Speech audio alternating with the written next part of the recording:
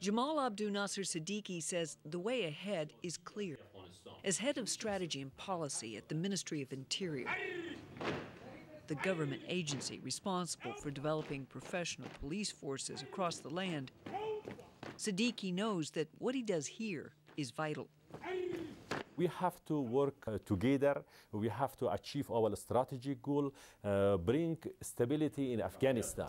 I think that'll allow us to focus our efforts. His mentor is Colonel Todd Key, an Alabama native who never thought he'd be in Afghanistan, but then he never thought he'd be a 9/11 survivor. I knew something terrible had happened, but I did not know what. September 11th, 2001 changed the world as he knew it.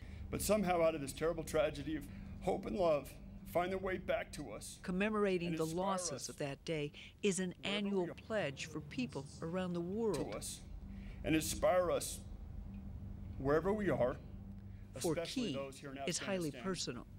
to ensure this never happens again. Back then, he was a young never Army forget. strategist learning his skills, not knowing where fate and duty would take him.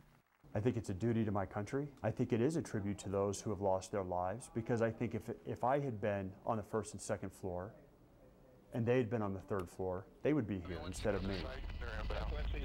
Afghanistan is where it began, a war on terror that introduced the world to an unfamiliar geography, its people, the culture.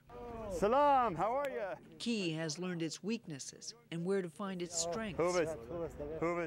These people did not attack the Pentagon and New York and Pennsylvania and the United States. These people were taken advantage of because of 30 years of war, civil war, and the Taliban era.